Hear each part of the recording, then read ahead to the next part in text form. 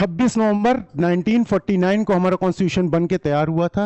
इसी दिन को हमने कॉन्स्टिट्यूशन डे के रूप में मनाते हैं। तो आज क्या है? Constitution day. ये मनाना कब से स्टार्ट हुआ? 2015 से, 2015 से स्टार्ट किया गया। अंबेडकर जी की 125वीं बर्थडे मनाई गई। वैसे अंबेडकर जी का जन्म 14 अप्रैल को हुआ था, लेकिन इसको क्योंकि संविधान के जनक कहे जाते हैं, फादर ऑफ इंडियन कॉन्स्टिट्यूशन, इसलिए 2015 से इसकी स्टार्टिंग हुई। तो यानी कि पहला क्वेश्चन क्या हुआ कि कॉन्स्टिट्यूशन डे कब मनाया जाता है, कब से मनाया जाता है, ये आपको क्लियर हो गया। कब से? 2015 से 125th बर्थ एनिवर्सरी मनाई गई उनकी, वहां से। Father of Indian constitution BR Ambedkar ji. तो केवल इतनी सी जानकारी के लिए नहीं कि संविधान दिवस है इसके लिए, तो हम आगे इसमें कि संविधान कैसे बना, क्या क्या इसमें प्रोसीजर हुआ, क्या क्या इसमें इंपॉर्टेंट फीचर्स हैं, इन सारी चीजों को हम देखने वाले हैं। तो सबसे पहली चीज आती है कि कॉन्स्टिट्यूशन है क्या? कॉन्स्टिट्यूशन एक रूल्स, रेगुलेशंस, लॉज का सेट हो गया जिससे कि कंट्री को चलाया जाता है, देश को चलाने के लिए ये इंपॉर्टेंट होता है। या फिर कहें किसी भी पॉलिटिकल सिस्टम को अच्छे से, सुचारू तरीके से चलाने के लिए आपका कॉन्स्टिट्यूशन ही जिम्मेदार है। तो इसमें यानी कि एक बुक है, उस बुक में कुछ नियम लिखे हुए हैं, उसी के अनुसार देश चलता है। फिर अगला क्वेश्चन आता है कि कॉन्स्टिट्यूशन बनाएगा कौन? तो कॉन्स्टिट्यूशन बनाने के लिए सबसे अच्छा तरीका बताया गया कि ग्रुप ऑफ पीपल्स होना चाहिए, और जो ग्रुप में जो लोग होंगे वो क्या होने चाहिए? चुने हुए लोग होने चाहिए। यानी कि जनता ही अपने रिप्रेजेंटेटिव्स भेजे, फिर रिप्रेजेंटेटिव्स जाकर के क्या करें? हमारे लिए कॉन्स्टिट्यूशन का निर्माण करें। तो भारत भी पहले क्या था, जब इंडिया कॉलोनी हुआ करता था, ब्रिटिशर्स रूल करते थे हमारे ऊपर, उस टाइम से ही भारत में बात चल रही थी कि हमें क्या चाहिए? आजादी चाहिए, और साथ में अपना कॉन्स्टिट्यूशन चाहिए। तो कॉन्स्टिट्यूशन बनाने के लिए जब जब गए अंग्रेजों के पास, तो उन्होंने क्या बता दिया कि ऐसे कैसे बनाओगे कॉन्स्टिट्यूशन, चलो जाओ बना के देख लो। तो हमने अपना पहला प्रयास कॉन्स्टिट्यूशन बनाने का किया था 1928। एक एक आदमी, सारे तीनों क्लासों में याद रखना है कि सब में क्वेश्चन मिलता है सबसे पहला ही कि भारत ने अपना कॉन्स्टिट्यूशन पहली बार बनाने की कोशिश कब करी, या इसी को दूसरी तरीके से पूछता है 1928 में कॉन्स्टिट्यूशन जो बनाया गया वो किसने बनाया, या पूछता है नेहरू रिपोर्ट कब आई थी। तो याद रखें, नेहरू रिपोर्ट जो आई थी 1928 में। कब आई थी? 1928।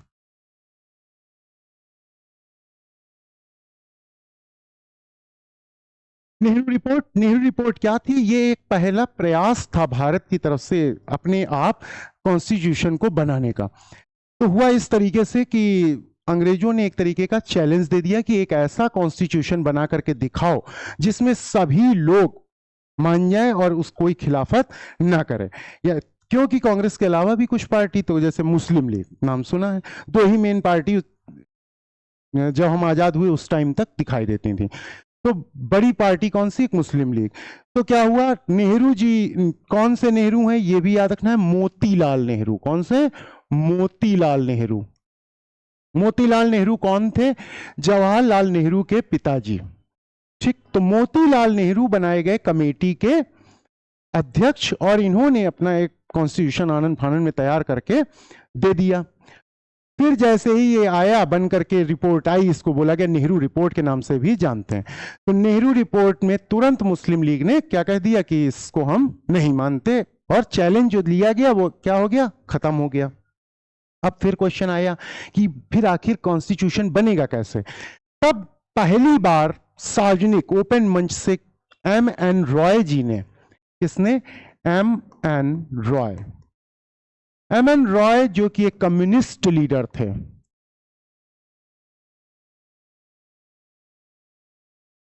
इन्होंने पहली बार डिमांड करी कॉन्स्टिट्यूएंट असेंबली की। किसकी डिमांड हुई? Constituent assembly. एक एक क्वेश्चन ध्यान देते जाइएगा, सब जो भी शब्द निकल रहे, हर शब्द आपके लिए क्वेश्चन ही है, ध्यान रखना। तो कॉन्स्टिट्यूएंट असेंबली की फर्स्ट टाइम डिमांड किसने की? M.N. रॉय, मानवेंद्र नाथ रॉय, जो कि कम्युनिस्ट लीडर थे। अब इन्होंने कॉन्स्टिट्यूएंट असेंबली की डिमांड करी, इसके बाद इसको सबसे पहले स्वराज पार्टी ने माना। किस पार्टी ने माना? स्वराज पार्टी। स्वराज पार्टी ने इसको एक्सेप्ट किया सबसे पहले। उसके बाद कांग्रेस ने भी इसको ऑफिशियली अपने जो बनाते हैं घोषणा पत्र, उसमें इसको इंक्लूड कर लिया 1938 में।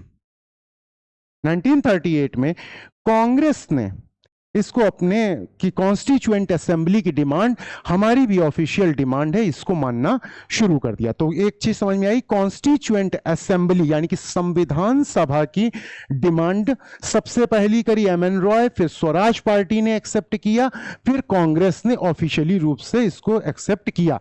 तो क्रोनोलॉजिकल ऑर्डर में लगाने को आ जाए तो भी याद रखना है कि सबसे पहले फिर स्वराज पार्टी, ना कि कांग्रेस, और उसके बाद कांग्रेस ने इसको एक्सेप्ट किया। अब ये डिमांड जब कांग्रेस ने अपनी, कांग्रेस बड़ी पार्टी है, कांग्रेस की बात ज्यादा सुनी जाएगी, तो क्या हुआ, कांग्रेस ने जो अपनी डिमांड रखी, उसी दौरान आपको मालूम है कि 1939 में क्या हो गया, वर्ल्ड वॉर फर्स्ट छिड़ गया। 1939 में क्या हो गया, वर्ल्ड वॉर फर्स्ट स्टार्ट हो गया, जो कि कब तक चला, 1945 तक, world war second, sorry, world war second 1939 से लेकर के 1945 तक चलता रहा। अब इस वर्ल्ड वॉर सेकेंड के दौरान कांग्रेस से बिना पूछे लॉर्ड लिनलिथगो, किसने, लॉर्ड लिनलिथगो,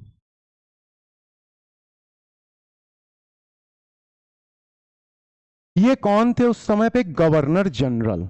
कौन थे, गवर्नर जनरल। इन्होंने कांग्रेस से बिना पूछे इंडिया को क्या कर दिया, वर्ल्ड वॉर सेकेंड में शामिल कर दिया। यानी कि इंडिया से पूछा नहीं और कह दिया कि भारत वर्ल्ड वॉर सेकेंड में शामिल है। क्यों? क्योंकि इनको जीतना भी था। अब लॉर्ड लिनलिथगो ने जब शामिल कर दिया तो कांग्रेस इनसे नाराज हो गई। फिर इसके बाद कांग्रेस नाराज है, यानी कि अपने वर्ग, अपनी पब्लिक का नेतृत्व करता तो वही लोग हैं, वही लीडर्स हैं। तो अब बात आई कि भारतीयों का सपोर्ट भी चाहिए। तो लॉर्ड लिनलिथगो ने अगस्त 1940 को, अगस्त 1940 में कांग्रेस के लीडर्स को बुला करके एक प्रपोजल दिया। क्या दिया? प्रपोजल। तो इसी प्रपोजल को बोलते हैं अगस्त प्रपोजल। क्या बोलते हैं? अगस्त प्रपोजल। तो ध्यान रखेंगे, क्वेश्चन हो, अगस्त प्रपोजल कब आया था? 1940 में।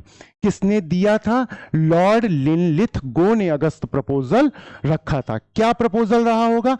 अपनी तो डिमांड रख दी कि भारतीय, यानी कि हमको भारत का सपोर्ट चाहिए वर्ल्ड वॉर सेकेंड में। कांग्रेस के लीडर्स वगैरह को बताया कि भाई आप लोग भी बोलिए। और इधर से कांग्रेस क्या कहेगी? कांग्रेस की डिमांड होगी कि कॉन्स्टिट्यूएंट असेंबली बनाई जाए। हमारे लिए क्या बनाया जाए? कॉन्स्टिट्यूएंट असेंबली बना दी जाए। तो ये क्या कह रहा है? कॉन्स्टिट्यूएंट असेंबली के मामले में क्या कह रहा है कि भाई अभी हमारी मदद करो और बाद में देखा जाएगा, क्योंकि अभी चल रहा है वर्ल्ड वॉर सेकेंड। तो वर्ल्ड वॉर सेकेंड जब खत्म होगा तो हम आगे देखें, अभी हमारी मदद करते रहो। तो अगस्त प्रपोजल आपके समझ में आ गया, एक इवेंट। अब इसके बाद बात यहां नहीं बनी, फिर से इंडियंस का सपोर्ट पाने के लिए लाया गया, यहां पर भेजा गया क्रिप्स मिशन। कौन सा मिशन भेजा गया? Cripps mission. Cripps mission Bharat कब आया? 1942 में। कब आया? 1942 में भारत आया। क्रिप्स मिशन के हेड थे स्टैफर्ड क्रिप्स। कौन थे? Stafford Cripps. Stafford Cripps Britain में, जैसा आपके मालूम है कि यूके में या ब्रिटेन बोले तो टू पार्टी सिस्टम है, टू पार्टी सिस्टम दिखाई देता है। कहीं पर वन पार्टी, तो वन पार्टी कहां पर है? चाइना। टू पार्टी कहां पर है? UK, US. और मल्टी पार्टी कहां पर है? इंडिया। यानी कि यहां पे कई पार्टियां, वहां पे केवल दो पार्टी। तो कौन कौन सी पार्टी? लेबर पार्टी और कंजर्वेटिव पार्टी। तो स्टैफर्ड क्रिप्स किस पार्टी से बिलोंग करते थे? लेबर पार्टी के लीडर थे।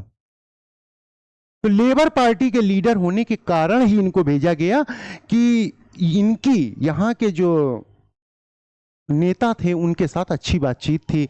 लोगों को लगता था कि ये सहृदय व्यक्ति हैं, ये बात को समझते हैं। जैसे नाम से लग रहा है ना, लेबर पार्टी, मजदूरों की पार्टी, इस टाइप से। तो इंडिया में भी इसी टाइप की विचारधारा के लोग। तो क्या किया जा रहा है? तो बोला जा रहा है कि इनको भेजो, जिससे कि क्या होगा, बात करना आसान रहेगा। सबसे बात भी नहीं कर रहे हैं, गुस्से में इंडिया वाले कि भारत जा नहीं रहे हो छोड़ करके, इतने साल से गुलाम बनाए हो, तो ऐसे आदमी को भेजना पड़ेगा जिससे कि बात हो सके। अब देखिए यहां पर एक चीज और समझे, यूएसए, ब्रिटेन, यूएसएसआर, ये सब एक खेमे में है और दूसरे खेमे में वर्ल्ड वॉर सेकेंड में लड़ाई चल रही है। तो यूएस ब्रिटेन पर दबाव बना रहा है, यूएसएसआर ब्रिटेन पे दबाव बना रहा है, क्या कि वर्ल्ड वॉर सेकेंड जीतना है। और वर्ल्ड वॉर सेकेंड में जीतने के लिए क्या कह रहा है कि ये जितने भी देशों को आपने कॉलोनी बना रखा है, इन सारे देशों को अब आजाद करो, इनकी हेल्प लो, इनको आजाद करिए। क्यों? यानी कि डेमोक्रेसी की बात कर रहे हैं। अमेरिका में किस चीज की बात हो रही है? डेमोक्रेसी की बात चल रही है, कैपिटलिस्ट इकोनॉमी की बात चल रही। तो ये लोग कह रहे हैं कि अब लोगों को आजाद करो, गुलाम बना के रखना अच्छी बात नहीं है, लिबरल होना चाहिए, फ्रीडम रिक्वायर्ड है, फ्रांस भी है इधर ही। तो अब यहां पर ये लोग दबाव डाल रहे हैं ब्रिटेन पे, क्योंकि ब्रिटेन ने ऑलमोस्ट सारे बड़े बड़े कंट्रीज तक को सबको अपना कॉलोनी बना के रखा हुआ था।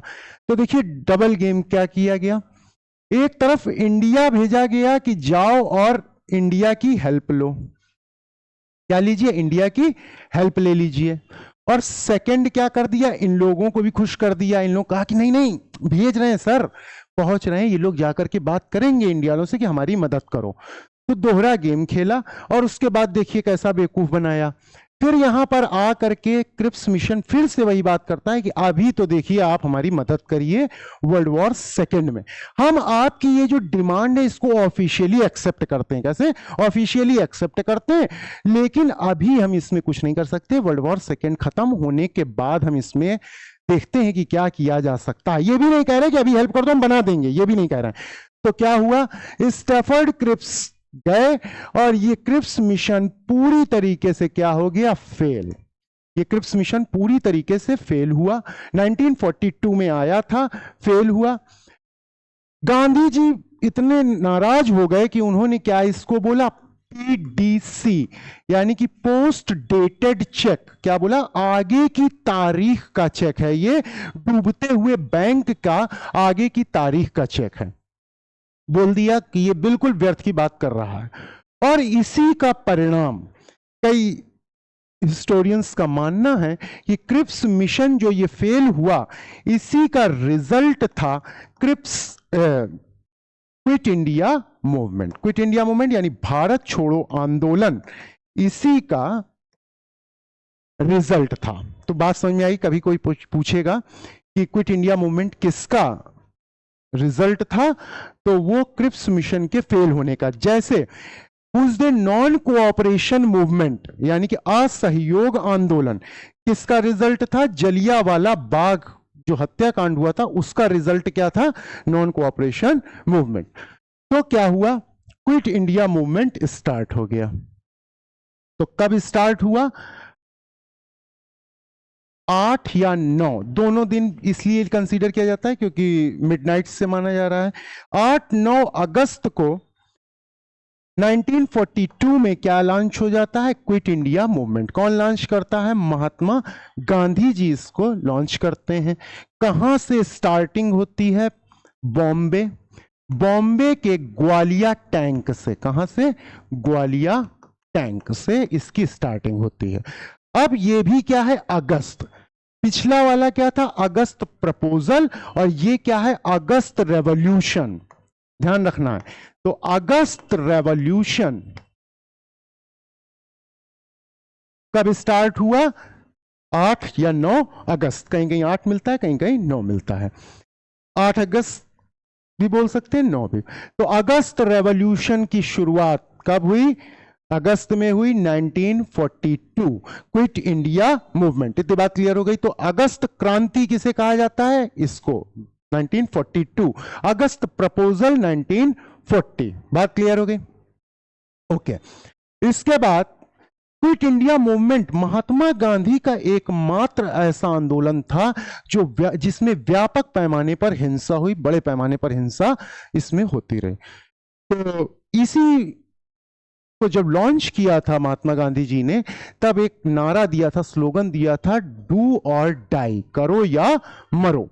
तो इसमें मरो का मतलब ये नहीं था कि जाकर के हिंसा करने लगो, मारपीट करें, ये नहीं था। लेकिन ब्रिटिशर्स ने जब उनको कैद में डाल दिया तो उसके बाद क्या करते थे, रोज जाते थे उनके पास और कहते थे कि ये देखो, पढ़ो, तुमने कहा है करो या मरो, मार काट मची हुई है, अब नहीं रोकोगे, अहिंसा के बड़े पुजारी बने फिरते हो। तो महात्मा गांधी कुछ नहीं बोलते थे, रोज वो आते थे, यही सेम शेड्यूल चलता था, सुबह सुबह अखबार की सुर्खियां दिखाते थे कि देखो कितनी तुम्हारे देश में हिंसा हो रही है, तुम बैठे हो यहाँ पर अहिंसा के पुजारी बने। वो कुछ नहीं बोलते थे। तो बाद में बात हुई तो बताया कि ये करो या मरो का मतलब, मरो का मतलब मारना नहीं है कि मार देंगे जाके जान से या मर जाएंगे जाके। ये मरो का मतलब ये था कि अब वक्त आ गया है कि आप कुछ करिए, और अगर नहीं कर रहे हैं तो जिस स्थिति में आप जी रहे हैं उसी स्थिति में जीते रहो। जैसे कि आप पढ़ने का वक्त आ चुका है, अगर अभी भी नहीं जाग रहे हैं, अभी भी नहीं पढ़ रहे हैं, तो फिर क्या कहा जाता, करो या मरो वाली, क्या हो गया, करो या मरो कंडीशन, डू और डाई कंडीशन क्या है कि अब पढ़ लो, वरना क्या हो जाएगा, फिर टाइम निकल जाएगा। तो वही वाली बात आप लोगों पे भी लागू होती है कि अब पढ़ाई में जोर ले आइए, वरना फिर दिक्कत आ जाएगी। ठीक है, इतनी बात क्लियर है। तो करो या मरो नारा किसने दिया, महात्मा गांधी ने दिया। कब दिया, ड्यूरिंग क्विट इंडिया मूवमेंट दिया। क्विट इंडिया मूवमेंट चलता रहा, जबरदस्त तरीके से हिंसा हुई, पूरे देश में बहुत जगहों पर लोगों को गिरफ्तार कर दिया गया, सरकारें बनी, लोगों ने इंडिविजुअली सरकार बना दी अपनी, कि घोषित करते हैं कि हम लोग अब यहां से सरकार को रन करेंगे, कुछ जगहों पे देखने को मिली। और इसका एक प्रभाव आगे चल करके दिखा रॉयल नेवी में रिवोल्ट। क्या दिखा, रॉयल नेवी में रिवोल्ट। ये बहुत इंपॉर्टेंट घटना थी, रॉयल नेवी में रिवोल्ट। रॉयल नेवी में रिवोल्ट जो हुआ वो 18 फरवरी 1946, 18 फरवरी 1946 में ये हुआ। क्या हुआ कि मुंबई में ही HMIS तलवार नाम के जहाज की दीवार पर एक नेवी के ही ऑफिसर ने लिख दिया, भारत छोड़ो, क्विट इंडिया, भारत छोड़ो। अब ये इतनी बड़ी कौन सी घटना हो गई, मन में आ रहा होगा कि एक आदमी ने दीवार पे लिख दिया क्विट इंडिया, इसमें क्या हो गया। लेकिन अगर माने तो ये एक संकेत था ब्रिटिश गवर्नमेंट के लिए कि अब टाइम पूरा हो चुका है, क्योंकि वो हमारे ऊपर रूल भी करते थे, तो हमारे ही सहयोग से हमारे ही लोग तो सेना में भर्ती हो रहे थे। तो जब नेवी यानी कि सेना, आर्मी जब रिवोल्ट कर दे, तो ये क्लियर मैसेज था कि अब टाइम पूरा हो चुका है, अब आपको इस बारे में सोचना पड़ेगा। तो इसको इसीलिए बहुत इंपॉर्टेंट डे माना जाता है, 18 फरवरी 1946। इसके तुरंत बाद वही अंग्रेज सरकार जो कह रही थी हम 1948 तक आपको आजाद कर देंगे, ब्रिटिश गवर्नमेंट क्या कह रही थी कि 1948 तक हम धीरे धीरे करके आपको आजाद कर देंगे। नेक्स्ट डे वहां पर पार्लियामेंट का सेशन होता है 19 फरवरी में, यानी कि इसी के जस्ट एक दिन बाद वहां ब्रिटेन की पार्लियामेंट से डिक्लेयर किया जाता है कि India next month cabinet mission जाएगा, cabinet mission next month India जाएगा। यानी कि ध्यान रखना है कि फरवरी 18 फरवरी 19 फरवरी अगले दिन की घटना, यहीं पे डिक्लेयर कर दिया कि कैबिनेट मिशन, क्रिप्स मिशन और कैबिनेट मिशन में कंफ्यूज हो जाते हैं, बिल्कुल नहीं होना। कैबिनेट मिशन नेक्स्ट मंथ, यानी कि कब जाएगा, मार्च 1946, अगले महीने कहां पहुंचेगा, इंडिया पहुंचेगा। तो ये क्वेश्चन आ गया कि कैबिनेट मिशन भारत कब पहुंचा था, 1946। अब ये कैबिनेट मिशन में कितने मेंबर थे, 3 मेंबर थे। कितने मेंबर थे, 3 मेंबर। कौन कौन से थे, पैथिक लॉरेंस,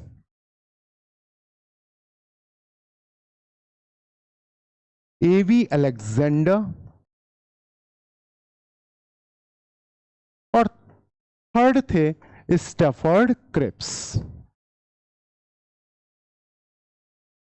तो ये 3 लोग इसके मेंबर थे और हेड कौन थे? पैथिक लॉरेंस, या चेयरमैन कौन थे? Pethick Lawrence. Cabinet mission Bharat आता है और अपनी रिकमेंडेशन देता है, और उसी रिकमेंडेशन के आधार पर हमारे यहां कॉन्स्टिट्यूएंट असेंबली बनती है। तो पूछा जाता है कि कॉन्स्टिट्यूएंट असेंबली किसकी रिकमेंडेशन पर बनी थी? तो कॉन्स्टिट्यूएंट असेंबली कैबिनेट मिशन की रिकमेंडेशन पर बनी थी। बात क्लियर? तो कैबिनेट मिशन ने कुछ अपनी रिकमेंडेशन दी।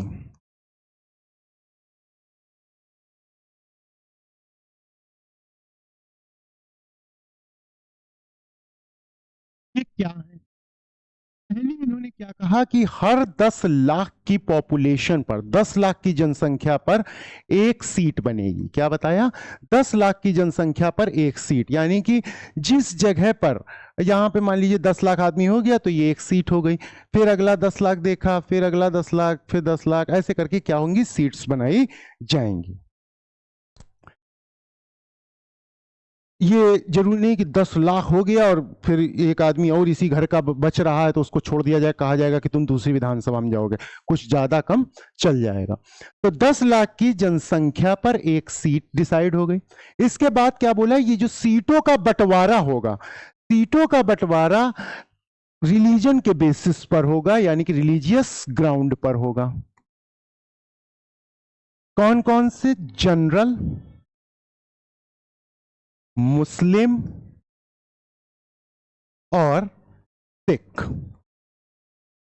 तो जनरल है, ना कि हिंदू। हिंदू लिख देते हैं कभी कभी, तो ध्यान रखना, जनरल, मुस्लिम और सिख धर्म के आधार पर सीटों का बंटवारा करा जाएगा।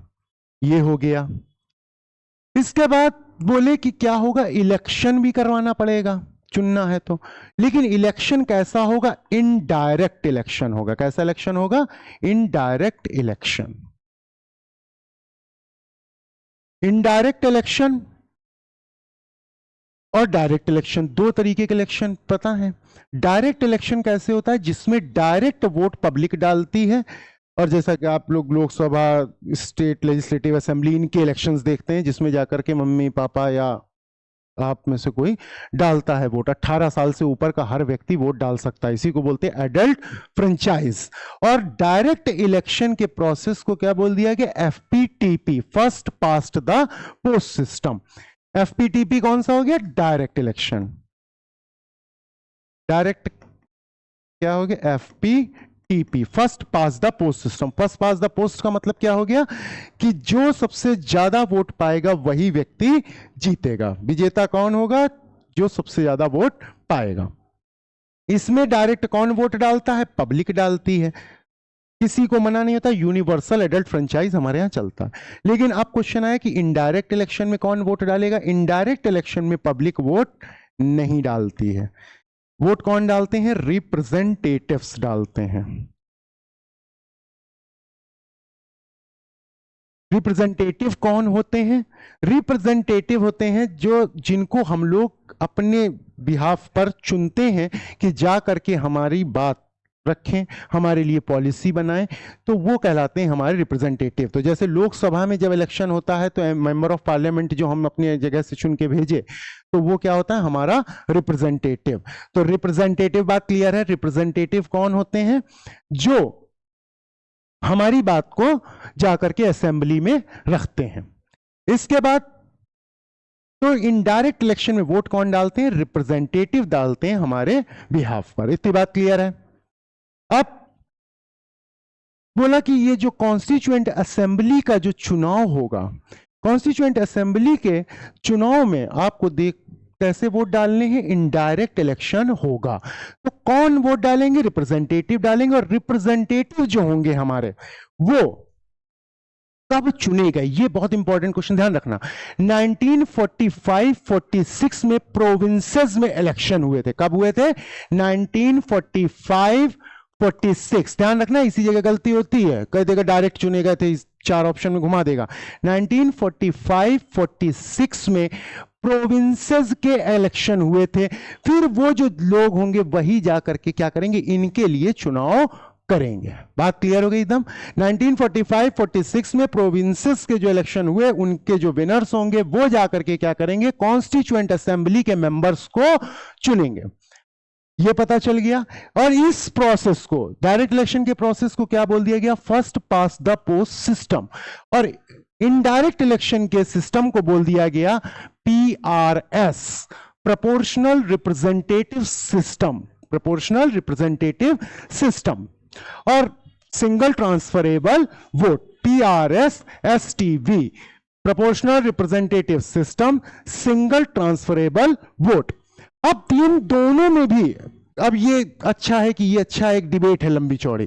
क्यों हमने इसको चुना, क्योंकि उस समय हम ज्यादा कॉम्प्लेक्स सिस्टम को नहीं अडॉप्ट कर सकते थे। हमको कैसा सिस्टम अडॉप्ट करना था जो लोगों को जल्दी समझ में आए। लोगों को जल्दी समझ में आने वाला क्यों चाहिए था, क्योंकि भारत की जनता 15% लिटरेसी रेट कितना था, 15%।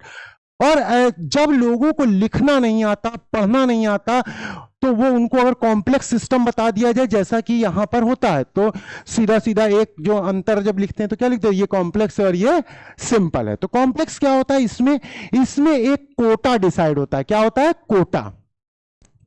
अब ये कोटा क्या होता है कि जितना भी वोट टोटल है उसका एक निश्चित परसेंटेज आपको अटेन करना पड़ेगा। आपको एक निश्चित परसेंटेज लाना जरूरी है। वो निश्चित परसेंट क्या होता है, 50% + 1। अब देखिए 51% कोई लिख देता है, 51% नहीं है, 50% + 1, आधे से एक ज्यादा। 51% में फिगर चेंज हो जाएगा, तो आधे से एक ज्यादा लाना ही लाना पड़ता है। तो अगर कायदे से देखा जाए तो यह सिस्टम बेहतरीन है कि 100 लोगों ने वोट डाला, जो 51 वोट लाएगा वही जीतेगा। एक और ये वाला क्या है, 100 लोगों ने वोट डाले, एक को 35 मिला, एक को 25 मिला, एक को 20 मिला, लेकिन जीत कौन गया, 35 वाला। 35 वाला क्यों जीत जा रहा है, क्योंकि वोट डिवाइड हो जा रहा है, क्योंकि वोट डिवाइड हो जा रहा है। आपने कांग्रेस इतना बड़ा संगठन कैसे बना, इसको आपने देखा कि क्यों बन पाया, क्योंकि विरोधियों का, अपोजिशन पार्टीज का वोट क्या हो जाता था, बट जाता। तो अगर कायदे से देखें तो कांग्रेस के इतना बड़ा बनने में एक बड़ा समस्या यह भी थी कि ये सिस्टम FPTP, ठीक है, FPTP के कारण भी कांग्रेस एक बड़ा दल बनकर के उभरी। बात क्लियर हो गई। कैसे हुआ इनडायरेक्ट इलेक्शन, कैसे होना है, PRS STV से। एक और बात थी, वो क्या थी कि बोले कि इलेक्शन सब जगह नहीं होगा, इलेक्शन सब जगह नहीं होगा, कुछ जगहों पर इलेक्शन होगा और कुछ जगहों पर नॉमिनेशन होगा। अब ये नॉमिनेशन का क्या मामला आ गया, ये देखते हैं। जब ब्रिटिशर्स भारत पर रूल कर रहे थे तो वो पूरे एरिया पर नहीं कर रहे थे। ब्रिटिश केवल ब्रिटिश इंडिया, उसको क्या बोलते थे, ब्रिटिश इंडिया। तो ब्रिटिश इंडिया कितना होता था, 2/3 पार्ट ऑफ इंडिया, 2/3 भाग पर ब्रिटिशर्स क्या कर रहे थे, रूल कर रहे थे। और 1/3 पार्ट पर कौन रूल कर रहे थे, राजा महाराजा, किंग्स। इसको बोलते थे princely states. Princely state, princely state यानी देशी रियासतें, रजवाड़े, देशी रियासतें, रजवाड़े। यहां पर 1/3 पार्ट पर कौन रूल कर रहे थे, ये 2/3। तो अंग्रेज जब आजाद करके गए तो केवल अंग्रेज नहीं गए हैं, भारत के सामने एक बहुत बड़ी समस्या भी छोड़ करके चले गए। वो क्या थी कि भैया इन राजाओं का क्या होगा। अब राजा तो डेमोक्रेसी मानेगा नहीं। डेमोक्रेसी का मतलब क्या हो गया, be the people, by the people, for the people. Abraham Lincoln ने कहा था, ये किसने, अब्राहम लिंकन की डिफिनेशन। तो अब मामला आ गया कि राजाओं को कौन समझाएगा कि भैया डेमोक्रेसी बहुत अच्छी होती। वो तो कहेगा अरे चलो इसने गलत कैसे बोला, लगाओ इसके 20 कोड़े, बंद करो अंदर जेल में, ये करेगा। तो इन लोगों, भारत के सामने एक समस्या क्या है, डेमोक्रेसी स्टैब्लिश करना भी दिखाई देगी।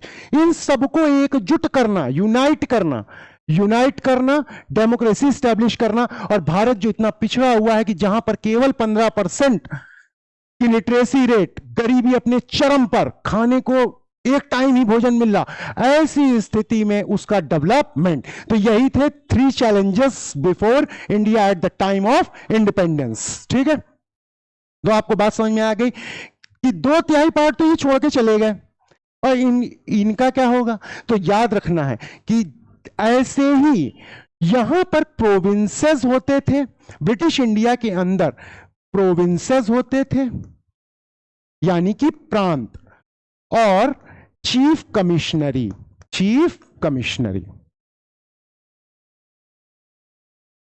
ध्यान से समझे, तो ब्रिटिश इंडिया के अंदर दो पार्ट हो गए, एक हो गया प्रोविंसेस प्रांत, दूसरा हो गया चीफ कमिश्नरी।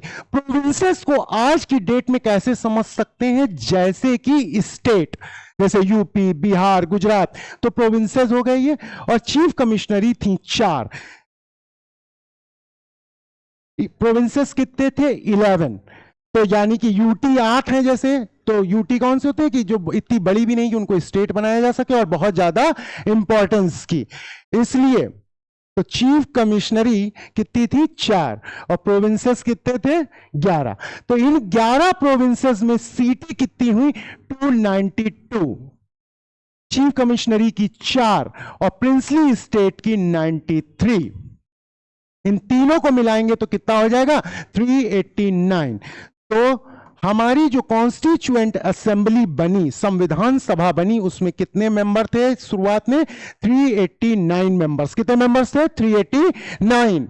389 मेंबर्स में से 292 सीट्स किसकी थी, प्रोविंसेस की थी, 4 सीटें किसकी थी, चीफ कमिश्नरी, और 93 सीट्स किसकी थी, प्रिंसली स्टेट्स। इतनी बात क्लियर है।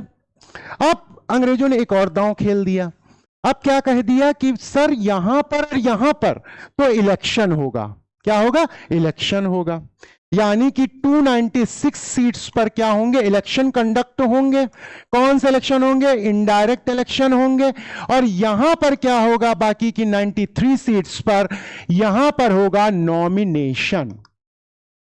नॉमिनेशन और इलेक्शन में एक अंतर है। इलेक्शन में 2 या 3, 4 लोग पार्टिसिपेट करते हैं, उनके बीच में एक क्या होता है, कंपटीशन। जैसे आपके क्लास में कंपटीशन होता है कि कौन ज्यादा नंबर लेकर के आएगा। और नॉमिनेशन में नंबर नहीं होता। नॉमिनेशन में क्या होता है, वही मैडम की चमची चापलूसी जो करती है, हेलो मैम मैं लेके चलूं मैं बैग, वही वाली को क्या कर देती है मैडम कि आप क्या हो गई है, मॉनिटर हो गई हैं। मॉनिटर के लिए जब चुनाव हो कि सबको वोट डालना है, तो वो क्या हो गया, इलेक्शन। और नॉमिनेशन क्या हो गया कि जिसको मनाया, जाओ जाओ कॉन्स्टिट्यूएंट असेंबली बन रहा है, जाके देखो तो बाबू पहुंच गए बाबूजी कि हम क्या है, कॉन्स्टिट्यूएंट असेंबली में हम बनाएंगे, चाहे रगड़ वहीं खाई नहीं। बात क्लियर है। तो क्या पता चल गया कि नॉमिनेशन कहां पर होगा, प्रिंसली स्टेट्स में क्या होगा, नॉमिनेशन, और यहां पर क्या होगा, इलेक्शन। तो अब एक बात कंफर्म हो गई जो मालूम होनी चाहिए, और हर बार हर आदमी लगभग गलत करके आता है, कि कॉन्स्टिट्यूएंट असेंबली पूरी तरह से चुनी हुई नहीं थी, इलेक्टेड भी थी और नॉमिनेटेड भी थी। इलेक्शन में पार्टिसिपेट किसने किया था, 1945-46 में हुए प्रोविंसेस के इलेक्शंस में जो लोग थे उनने। बात क्लियर हो गई। Recommendation of the cabinet mission कब आया, क्या हुआ, डन। बात क्लियर है, ओके।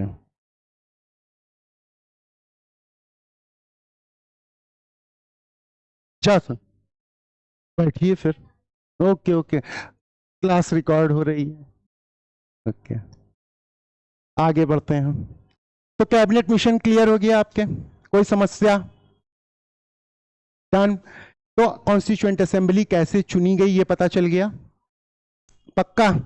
अच्छा, अब कॉन्स्टिट्यूएंट असेंबली जब चुनी गई तो बुलाया गया कि नेहरू जी आइए और चालू करिए काम वाम। तो जैसे ही ये कहा गया, वैसे ही जिन्ना ने, ये जो इलेक्शंस वगैरह हुए, इसके बाद जिन्ना ने डायरेक्ट एक्शन डे डिक्लेयर कर दिया। क्या डिक्लेयर किया, डायरेक्ट एक्शन डे।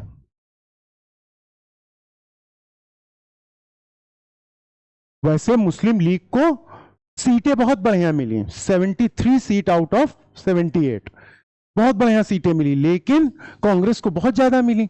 तो जिन्ना को क्या लगा कि अब हमारी बात यहां पर दाल गलने वाली नहीं है, उसको ऐसा लग रहा है, और इसलिए उसने क्या घोषित किया, डायरेक्ट एक्शन डे।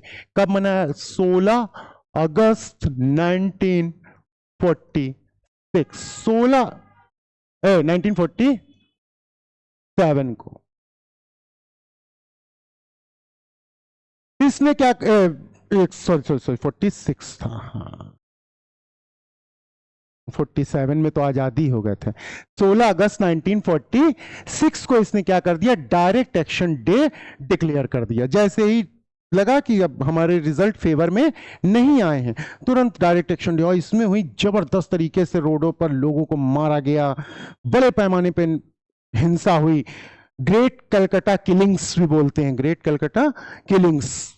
और बहुत ज्यादा खतरनाक इसकी जगह नोआखली, नोआखली बांग्लादेश में पड़ता है, वहां पर देखने को मिली, जबरदस्त तरीके से दंगे हुए। इसके बाद फिर आगे बढ़ा मामला। मुस्लिम लीग ने शुरुआत में क्या कर दिया, अपोज किया कि हम कॉन्स्टिट्यूएंट असेंबली में पार्ट नहीं लेंगे, हम नहीं जाएंगे, शामिल नहीं होंगे। किसने, मुस्लिम लीग।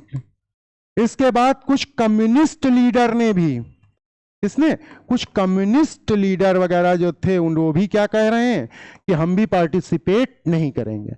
इनको क्या लग रहा है कि ये जो बन रही है कॉन्स्टिट्यूएंट असेंबली, ये ब्रिटिशर्स बना रहे हैं, ब्रिटिशर्स की देखरेख में बन रही है, और उनका पूरा इंटरफियर होगा, हस्तक्षेप होगा। इसलिए ये क्या कह रहे हैं कि ये तो ब्रिटिशर्स के द्वारा बनाई गई है और हम इसमें पार्टिसिपेट नहीं करेंगे। कई सोशलिस्ट लीडर वगैरह भी इनिशियली रिफ्यूज कर रहे हैं। तो याद रखना है कि कुछ लोग क्या कर रहे हैं, जो देसी रजवाड़े रियासतें, ये भी मना कर रही हैं कि हम नहीं पार्टिसिपेट करेंगे। अब ऐसे हालात में फिर पहली मीटिंग होती है 9 दिसंबर 1946 को। कब होती है, 9 दिसंबर 1946 को कॉन्स्टिट्यूएंट असेंबली की पहली मीटिंग होती है। बहुत ध्यान से याद रखें कुछ फैक्ट्स जो हैं। फर्स्ट मीटिंग 9 दिसंबर 1946 को। अब यहां पर एक टेम्परेरी प्रेसिडेंट बना दिए जाते हैं। क्या बनाए जाते हैं, टेम्परेरी प्रेसिडेंट।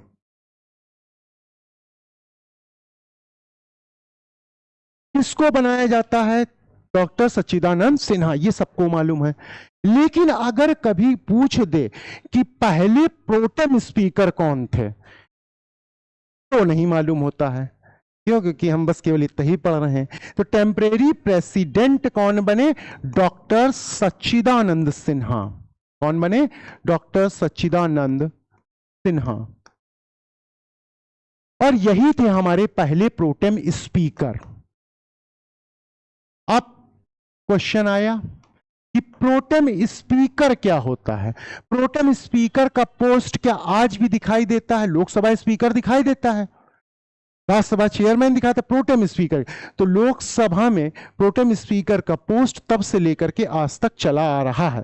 प्रोटेम स्पीकर का केवल एक ही काम होता है, ओथ दिलाना। तो डॉक्टर सच्चिदानंद सिन्हा को जब चुना, ये टेम्परेरी प्रेसिडेंट बनाया गया, तो इनका केवल क्या काम है, शपथ दिला देना कि अब हम लोग ये किसी बढ़िया काम के लिए इकट्ठे हुए हैं, हम भारत के लोगों के लिए अच्छा सा एक संविधान बनाएंगे। ये सब बातें जो करी और इसकी शपथ ली। तो जब इन्होंने पहली बार वो दिला दी, तो उसके बाद इन्हीं को कंसीडर कर लिया गया फर्स्ट प्रोटेम स्पीकर। इतनी बात क्लियर है।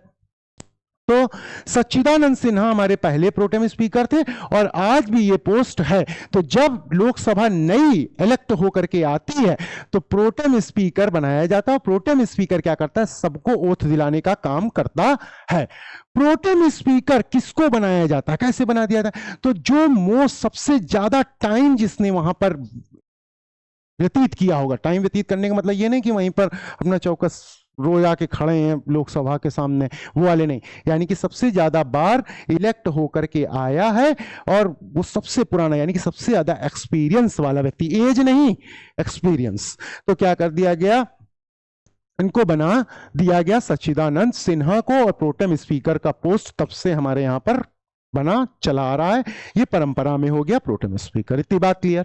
अब नेक्स्ट डे छोड़ करके एक दिन फिर एक अगली मीटिंग हो जाती है, जिसको क्या बोला गया, सेकेंड मीटिंग। सेकेंड मीटिंग कब हुई, 11 दिसंबर 1946 को। कब हुई, 11 दिसंबर 1946। इसमें क्या कर दिया गया कि ये जो टेम्परेरी था इसको क्या कर दिया गया, परमानेंट कर दिया गया। परमानेंट प्रेसिडेंट बन गए। कौन बन गए, doctor Rajendra Prasad. Doctor Rajendra Prasad. Doctor Rajendra Prasad ही ये क्या है, संविधान सभा के अध्यक्ष। अब यही कभी भी क्वेश्चन प्रेसिडेंट कौन था, तो कौन थे, राजेंद्र प्रसाद। लगातार क्या है, प्रेसिडेंट बने रहे जब तक संविधान आपका बनके तैयार हुआ। इसके बाद फर्स्ट प्रेसिडेंट ऑफ इंडिया भी यही थे। इनको बनाया गया 24 जनवरी 1950। कब बनाया गया, 24 जनवरी 1950। उसी दिन हमारे कॉन्स्टिट्यूएंट असेंबली की लास्ट मीटिंग हुई 24 जनवरी 1950। उसी दिन कॉन्स्टिट्यूशन में साइन किए गए। तो साइन कब किए गए, 24 जनवरी 1950। राष्ट्रगान को उसी दिन अपनाया गया, राष्ट्रगीत को उसी दिन अपनाया गया। राष्ट्रगान जनगणमन, राष्ट्रगीत वंदे मातरम। ठीक, तो 24 जनवरी बात समझ में आ गई। तो परमानेंट प्रेसिडेंट बन गए डॉक्टर राजेंद्र प्रसाद। डॉक्टर राजेंद्र प्रसाद कहां के रहने वाले थे, बिहार। ठीक, ये भी याद रखना है। अब इनका काम क्या है, कॉन्स्टिट्यूएंट असेंबली में एक ऊंची सी कुर्सी रहती है, उस पर बैठ जाते हैं। इनको यही देखना होता है कि सभी लोगों को बोलने का मौका मिल सके। ऐसा ना हो कि कोई वर्ग को बोलने का टाइम ही नहीं मिल रहा है, या कोई अपनी बहुत इंपॉर्टेंट बात रखना चाहता है, उसको बोलने ही नहीं दिया। तो सबको एक लिमिटेड टाइम पीरियड में सबको अपनी बात रखने का मौका मिल जाए, यही ऑब्जर्व करना, यही सुनिश्चित करना प्रेसिडेंट का काम। यही आज भी लोकसभा स्पीकर हो या चेयरमैन हो, वो यही काम करते हैं। अब इसके बाद आती है थर्ड मीटिंग। थर्ड मीटिंग कब हुई, फिर एक दिन छोड़ करके 13 दिसंबर। कब होती है, 13 दिसंबर को थर्ड मीटिंग होती है। अब थर्ड मीटिंग में एक बहुत इंपॉर्टेंट काम होता है, ऑब्जेक्टिव रेजोल्यूशन। ऑब्जेक्टिव रेजोल्यूशन, उद्देश्य प्रस्ताव कब प्रस्तुत किया गया, 13 दिसंबर 1946 में। किसने प्रेजेंट इंट्रोड्यूस किया, जवाहरलाल नेहरू ने। किसने किया, जवाहरलाल नेहरू ने। अब यह ऑब्जेक्टिव रेजोल्यूशन है क्या, एक तरीके का रोड मैप, गाइडलाइन या माइंड मैप, जैसे आप लोग पढ़ते हैं, माइंड मैप जल्दी से पढ़ा और चले गए पेपर देने, वही वाला। तो ये बताएगा आपको कि कॉन्स्टिट्यूशन हमारे देश का कैसा होना चाहिए, किस दिशा में कैसा कॉन्स्टिट्यूशन बनाए।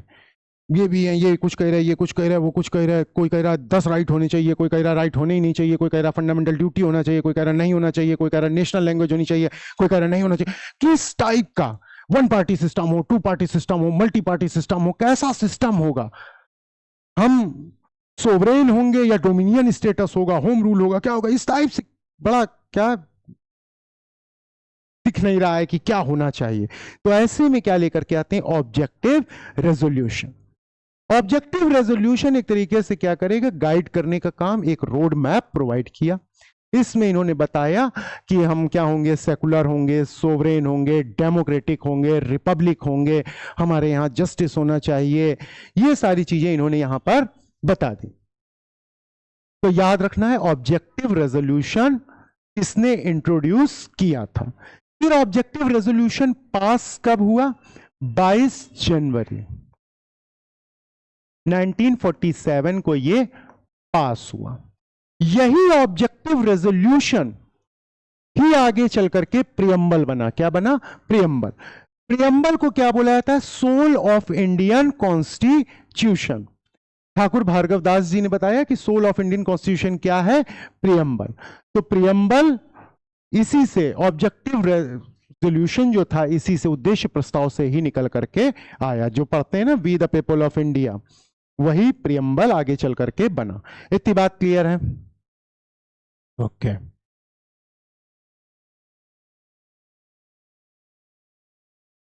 अब आया कि संविधान को बनने में टोटल कितना समय लगा, 2 साल 11 महीने और 18 दिन। ये सबको याद रहता, बस इतना ही याद करके सोच रहे हैं कि हमने क्या कर दिया, जंग जीत ली।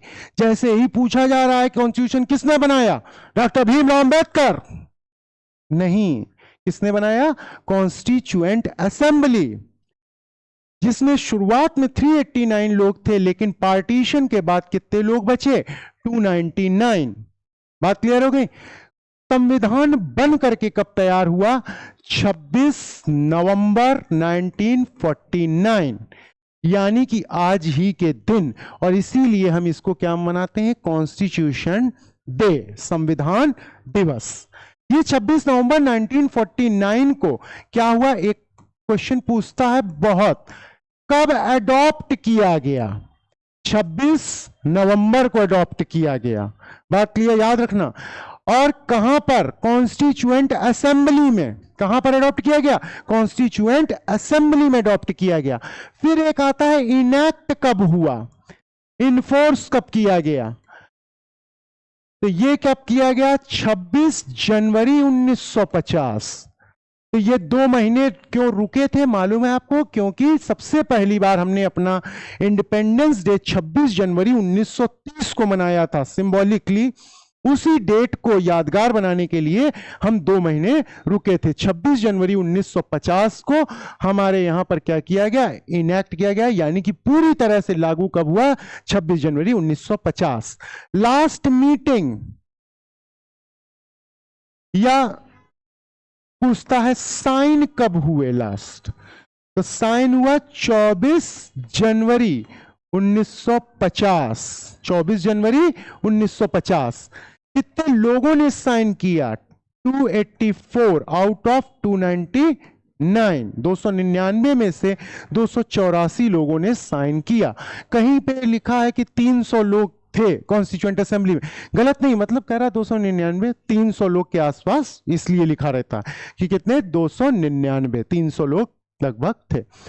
महिलाएं भी होती थी क्या? हाँ, 15 महिलाएं थी। कितनी? कॉन्स्टिट्यूएंट असेंबली में महिलाओं की संख्या कितनी थी? 15। महिलाओं की संख्या कितनी थी? 15। इसके बाद ज्यादातर लोग कांग्रेस के थे। किसके थे? कांग्रेस के। कितने परसेंट लोग थे? 82% लोग किसके थे? कांग्रेस के थे। तो क्या कॉन्स्टिट्यूएंट असेंबली ऐसे आई और ऐसे एकदम से संविधान बना दिया होगा? ऐसे तो नहीं बना होगा। बहुत सारी डिबेट होती थी। लोग क्यों डिबेट होती थी? क्योंकि कांग्रेस यहां का सबसे बड़ा और सबसे पुराना संगठन था, पार्टी। और ये बड़ा कैसे बना था संगठन? क्योंकि यहां इसमें बहुत सारी आइडियोलॉजीज के लोग रहते थे अलग अलग। कोई कम्युनिस्ट विचारधारा का है, कोई सोशलिस्ट है, कोई कैपिटलिस्ट है, कोई चाहता है कि केवल गरीबों की बात होनी चाहिए, कोई कह रहा है कि राजाओं को खत्म हो जाना चाहिए, कोई कह रहा है जमींदारी की बात। यानी कि सब अलग अलग विचारधाराओं के लोग किसके अंदर हैं? कांग्रेस के अंदर। तो अब बहुत सारे लोग कांग्रेस का विरोध भी करते थे, यानी कि अंदर अंदर क्या होते थे? गुट भी होते थे। उन्हीं गुटों को बोलते थे फैक्शंस। तो अब याद रखना है कि कांग्रेस के कितने परसेंट लोग थे? 82% लोग तो कांग्रेस के। तो कई बार कहा जाता था ये कांग्रेस ही इसमें केवल पार्टिसिपेट कर रही है कॉन्स्टिट्यूशन बनाने में। कभी कभी अभी बताया था आपको, क्या कहा जा रहा है कि ब्रिटिशर्स ने बनाया है इसको, और ब्रिटिशर्स इनडायरेक्टली क्या कर रहे हैं? अपनी पॉलिसीज बनवा रहे हैं जैसा तो इन सारी डिबेट्स का धीरे धीरे करके क्या किया गया? बताया जाता था, समझाया जाता था, डिस्कशन होते, बहस होती थी लंबे लंबे टाइम तक। लेकिन एक बहुत खास बात हुई कि पूरी कॉन्स्टिट्यूएंट असेंबली में एक भी बार इलेक्शन नहीं हुआ। क्या नहीं हुआ? इलेक्शन। यानी कि ये होना चाहिए या नहीं। अगर कोई मान लीजिए 2 लोग कह रहे हैं, इन्होंने कहा कि फंडामेंटल राइट 7 होने चाहिए, इन्होंने कह दिया मान लीजिए 6 होने चाहिए। तो कितने होने चाहिए? इसके लिए कभी क्या नहीं किया गया? इलेक्शन नहीं हुआ। पूरी कॉन्स्टिट्यूशन बनने के दौरान एक भी बार इलेक्शन नहीं हुआ। तो होता क्या था? डिस्कशन के थ्रू समझाया जाता था। अगर आपसे पूछ दे कि इलेक्शन ना होने का कोई फायदा दिखाई देता है क्या? इलेक्शन नहीं हुआ, कौन सा बड़ा काम हो गया? तो अगर आप ध्यान समझिए, अगर किसी ने उस समय पर ये कहा, किसी पार्टी ने ये वोटिंग करी कि नेशनल लैंग्वेज हिंदी नहीं होनी चाहिए, और आज का जो माहौल चल रहा है हिंदुत्व, इस माहौल में अगर आप उस पार्टी जाने की, इस पार्टी ने तो अरे हिंदी नहीं होनी चाहिए थी इसलिए वोट डाला था, तो ये क्या हो जाएगा, हेट बढ़ेगी समाज में। तो इसीलिए क्या नहीं किया गया, कभी भी इलेक्शंस नहीं कराए गए, इलेक्शन नहीं कराए गए। बहस होती थी, वाद विवाद हो करके उनको समझा करके और चीजों को बनाया गया। बात क्लियर हो गई, डन, ओके। तो सबसे ज्यादा लोग 82% किसके थे, कांग्रेस के। बहुत पढ़े लिखे लोग हुआ करते थे उस समय पर कॉन्स्टिट्यूएंट असेंबली में। कॉन्स्टिट्यूएंट असेंबली केवल संविधान बनाने का ही काम नहीं करती थी, एक काम और भी करती थी, देश को चलाने के लिए जो रोजमर्रा के सेशंस होते हैं वो भी हुआ करते थे। यानी कि सुबह बैठे तो एक काम किया, कॉन्स्टिट्यूशन बना लिया, दोपहर में बैठे तो देश को कैसे चलाना है उस बारे में भी पॉलिसी बनाने का काम भी किया करते थे। ध्यान रखना है कि क्योंकि सरकार तो थी नहीं, कोई इंटरिम गवर्नमेंट बनी थी, तो क्या करते थे उसी दौरान वही कॉन्स्टिट्यूएंट असेंबली देश को चलाने के लिए पॉलिसी बनाने का भी काम करती थी।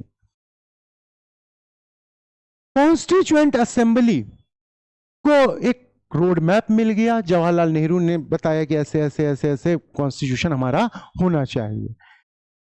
अब सारे लोगों ने मिल करके क्या करना शुरू किया, कुछ बन गई कमेटी बनी। तो टोटल कितनी कमेटी बनी, 22 कमेटी। टोटल कितनी कमेटी बनी, 22, जिसमें से 8 बड़ी कमेटी बनी, 8 मेजर कमेटी,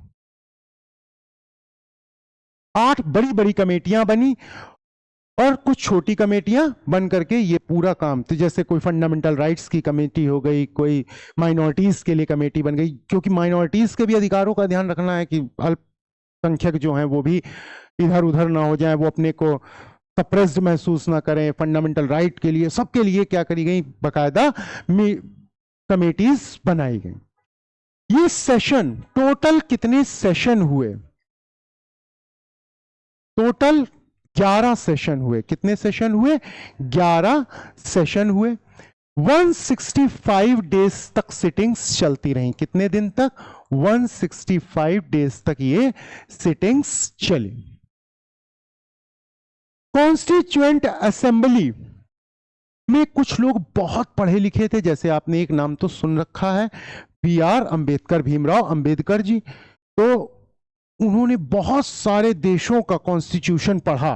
कहा जाता है कि 60 से भी अधिक देशों का, 60+ कंट्रीज के कॉन्स्टिट्यूशन को पढ़ने के बाद हमारा कॉन्स्टिट्यूशन लिखा गया। तो हमारा एक और कमेटी ऐसी ही एक मेजर कमेटी में से कौन सी आई, ड्राफ्टिंग कमेटी। कौन सी कमेटी, ड्राफ्टिंग कमेटी। ये ड्राफ्टिंग कमेटी में टोटल कितने मेंबर थे, 7। कितने मेंबर थे, 7, जिसके चेयरमैन कौन थे, डॉक्टर BR अंबेडकर। यानी कि अंबेडकर जी के अलावा 6 और लोग ड्राफ्टिंग कमेटी में शामिल थे। ड्राफ्टिंग कमेटी जैसी ही 7 और मेजर कमेटीज होती थी।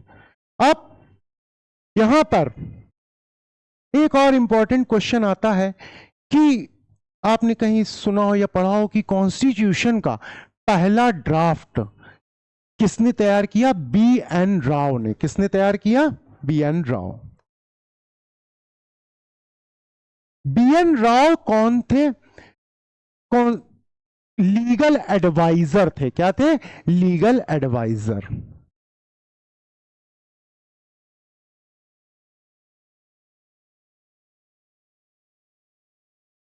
Legal adviser to government of India. किसके, ये लीगल एडवाइजर। तो अगर BR अंबेडकर जी के बाद नंबर 2 पे सबसे ज्यादा काबिल पढ़े लिखे व्यक्तियों में से कौन से थे, BN राव जी हुआ करते थे। ये लीगल एडवाइजर हुआ करते थे। इसके बाद नेहरू जी थे, पटेल जी थे, राजेंद्र प्रसाद, ये सब बहुत सब काबिल लोग, सब लोग एक एक 2-2 किताबें लिखा करते थे। आज की डेट में जान लू मैं कहीं अनपढ़ भी बैठा है और गाली किसको दे रहा है, नेहरू जी को। क्यों दे रहा है, क्योंकि देना चाहिए। विपक्ष के लोग भी, जो जब कैबिनेट बना हमारा पहला, जब हमारा पहला कैबिनेट बना तो उसमें विपक्ष के लोग भी, जैसे BR अंबेडकर। BR अंबेडकर जी हमेशा से अपोजिशन में रहे, किसके, कांग्रेस के।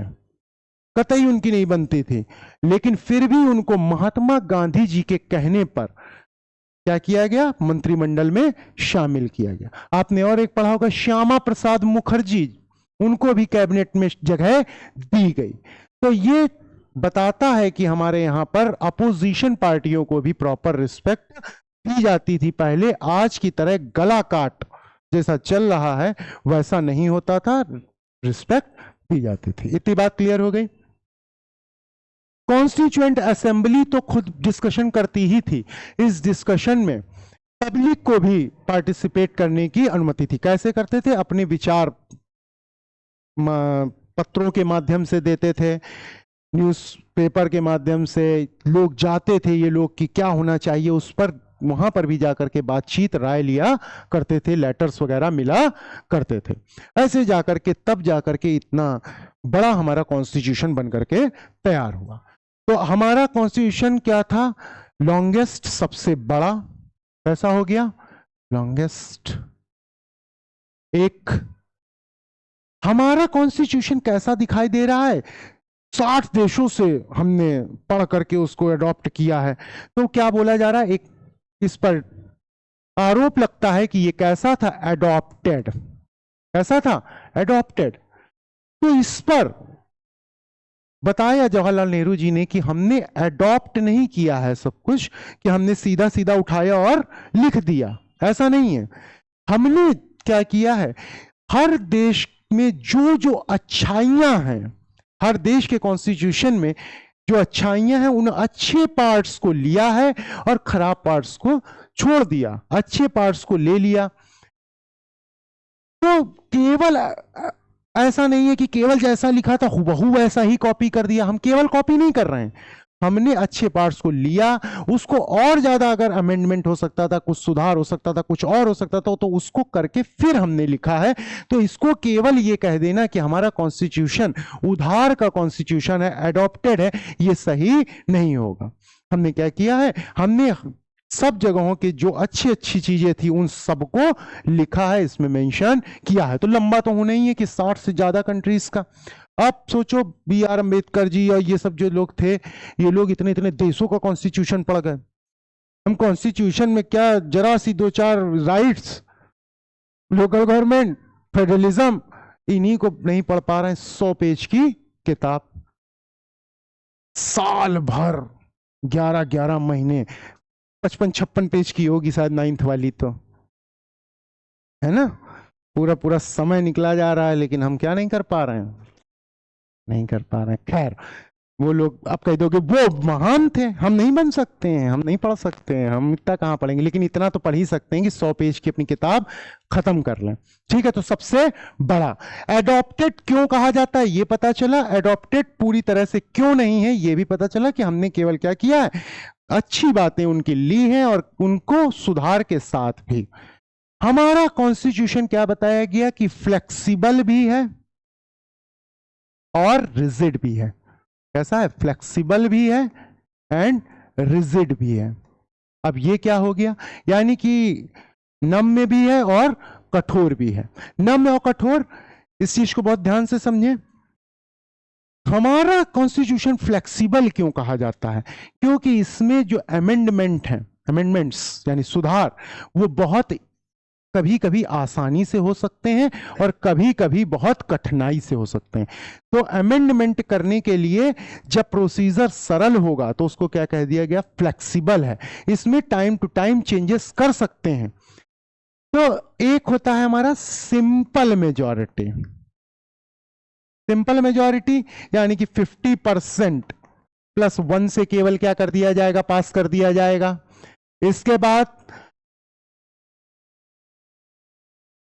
एक बताया गया एब्सोल्यूट मेजॉरिटी।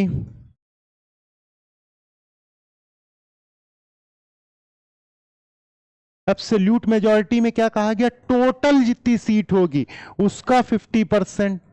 और एक बताया गया स्पेशल मेजॉरिटी। एक क्या बताया गया, स्पेशल मेजॉरिटी।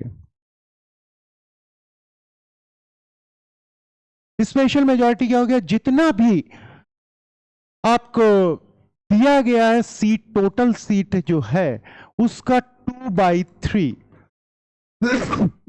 कितना, 2/3 ऑफ टोटल सीट। जब इतना वोट के साथ कोई चीज पास होगी तो उसको क्या बोला जाएगा? विशेष बहुमत, स्पेशल मेजॉरिटी। तो जब सरल है तो कैसा है? Simple majority. और जब कठिन है तब क्या हो जाएगा? Special majority. इसमें भी एक और तरीका बताया गया कि स्पेशल मेजॉरिटी में क्या कर देंगे कि एक जब कभी फेडरल स्ट्रक्चर में कोई चेंज लाना है, किसमें चेंज लाना है? फेडरल स्ट्रक्चर में कोई चेंज लाना है तो हमको क्या करना पड़ेगा? 1/2 स्टेट्स का अनुसमर्थन प्राप्त करना पड़ेगा, रेटिफिकेशन जरूरी रहेगा। Half of the states minimum. कोई फेडरल स्ट्रक्चर में चेंज लाना है तो आपको ये बड़ा चेंज करने के लिए क्या करना पड़ेगा? पहले स्पेशल मेजॉरिटी से पास करिए, फिर उसके बाद आधे राज्यों में की जो स्टेट लेजिस्लेटिव असेंबली होगी उनमें जाएगा, कम से कम आधे लोग उसको क्या करें? पास करें। जाएगा सबके पास, कम से कम आधे पास करेंगे, तभी ये चेंजेस हो सकते हैं। तो ये वाला क्या हो गया? सबसे कठिन हो गया, रेटिफिकेशन। और ये हो गया सरल। तो फ्लेक्सिबल भी है और रिजिड भी है, और क्योंकि इसमें टाइम टू टाइम चेंजेस किए जा सकते हैं, इसीलिए कहा जाता है कि हमारा जो कॉन्स्टिट्यूशन है ये एक लिविंग डॉक्यूमेंट है। कैसा डॉक्यूमेंट है? लिविंग डॉक्यूमेंट है। ये ऐसा नहीं कि एक बार लिख दिया गया और रद्दी में पड़ा हुआ है। ये कैसा है? एक लिविंग डॉक्यूमेंट है। ये समय समय पे इस पे चेंजेस किए जा सकते हैं। कभी चेंजेस आसानी से होंगे और कभी चेंजेस कठिनाई से होंगे। इतनी बात क्लियर है? डन है? ओके। अब एक और क्वेश्चन आ गया कि बहुत सारी चीजें हमने कई कई जगहों से अडॉप्ट करी। तो क्या क्या अडॉप्ट किया हमने? सबसे पहले ब्रिटेन से हमने क्या लिया? Parliamentary system. Parliamentary system. Parliamentary system हमने कहां से अडॉप्ट किया? ब्रिटेन से। रूल ऑफ लॉ हमने कहां से अडॉप्ट किया? ब्रिटेन से। इसके बाद रिट हमने कहां से अडॉप्ट करी? ब्रिटेन से। ये सारी चीजें हमने ब्रिटेन से अडॉप्ट करी। यूएसए से हमने क्या अडॉप्ट किया? Fundamental right. क्या अडॉप्ट किया? Fundamental right. Judicial review.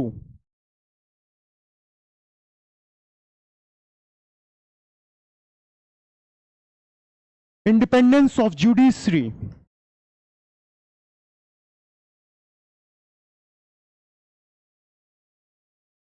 Ireland से। आयरलैंड से क्या किया? DPSP, directive principle of state policy. हमारे देश में ही आपको फंडामेंटल राइट भी मिल रहे हैं, डीपीएसपी भी मिल रहा है, और एक चीज और मिलती है, फंडामेंटल ड्यूटीज। तो ये क्या है? विशेषताएं कि फंडामेंटल राइट भी मिल रहा है, फंडामेंटल ड्यूटीज भी मिल रहा है, और डीपीएसपी भी मिल रहा है। फंडामेंटल ड्यूटीज हालांकि ओरिजिनल कॉन्स्टिट्यूशन जो था उसमें नहीं लिखा हुआ था। फंडामेंटल ड्यूटीज को 42nd कॉन्स्टिट्यूशनल अमेंडमेंट 1976 से ऐड किया गया था। पहले ये 10 होती थी, अब ये कितनी होती हैं? 11 होती हैं। कितनी होती? 11। ऐसे ही फंडामेंटल राइट पहले कितने होते थे? 7, अब कितने होते हैं? 6। एक हटाया गया, कौन सा? Right to property. Article 31 right to property को हटाया गया 44th कॉन्स्टिट्यूशनल अमेंडमेंट में। बात क्लियर है? 11th वाला कब जुड़ा? 2002 में 86th कॉन्स्टिट्यूशनल अमेंडमेंट में इसको जोड़ा गया था, जिसमें क्या बताया गया कि 6 साल से 14 साल तक के बच्चों के लिए क्या करना पड़ेगा? फ्री शिक्षा पहले लिखा था, उसके बाद क्या कर दिया गया?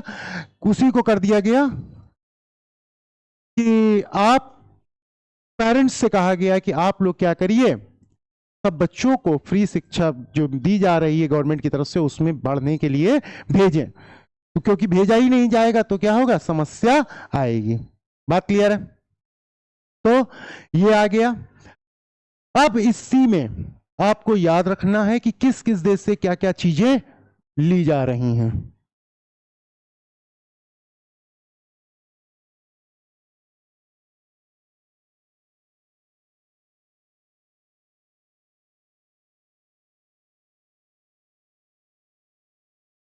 इतनी बात क्लियर है? अब आगे बढ़ते हैं। कॉन्स्टिट्यूशन बन करके तैयार हो गया। जब बन करके तैयार हुआ तो इसमें कितने पार्ट थे? कितने पार्ट थे? 22 पार्ट। कितने पार्ट थे? 22 पार्ट थे। 395 इसमें आर्टिकल्स थे और 8 शेड्यूल्स थे। तो 22 पार्ट थे। पार्ट का मतलब क्या हो गया? एक तरीके से चैप्टर्स, कि कितने चैप्टर हैं आपकी कॉन्स्टिट्यूशन में। आर्टिकल्स क्या हो गए? यानी कि हेडिंग्स, यानी कि हर चैप्टर के अंदर कितनी कितनी हेडिंग। और 8 शेड्यूल। शेड्यूल क्या होते हैं? अनुसूची। अनुसूची होती हैं जिसमें जहां पर और ज्यादा एक्सप्लेनेशन की जरूरत होती है वो कहां पे लिख दिया जाता है? शेड्यूल में लिख दिया जाता है।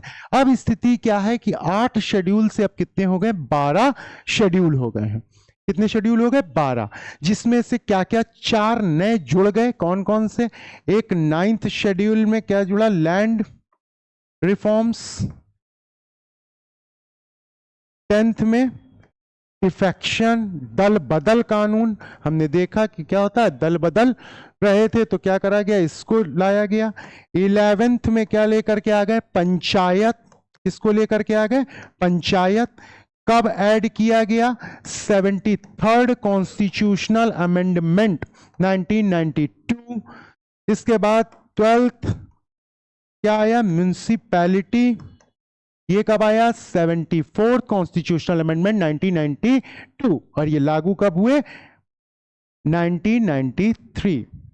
तो कोई पूछ देगा salient features of Indian constitution, तो अब हम बहुत सारे बता सकते हैं कि हमारे यहाँ क्या क्या सबसे बड़ा है। फ्लेक्सिबल भी है, रिजिड भी है, पार्लियामेंट्री सिस्टम है, हमारे यहाँ सिंगल सिटीजनशिप भी है, फेडरल कैरेक्टर है, इस सेंटर कैसा है हमारे यहाँ? पावरफुल है, अनब्रेकेबल है, तोड़ा नहीं जा सकता है कि स्टेट अलग हो जाए।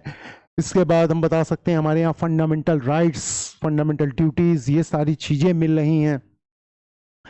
तो ये सारे क्या हमारे फीचर्स भी हमें समझ में आ रहे हैं। बात क्लियर हो गई। अब एक यहीं पर एक डिबेट और आ जाती है कि 22 पार्ट थे, अब कहीं कहीं पर लिखा रहता है 25 पार्ट हैं और कहीं कहीं पर लिखा रहता है 22 पार्ट है।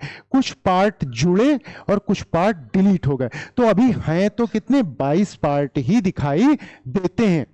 लेकिन अगर डिलीटेड वाले को जो गिना जाएगा तो वो कितने हो गए हैं? 25। अगर डिलीटेड वाले को गिनेंगे तो कितने हैं? 25।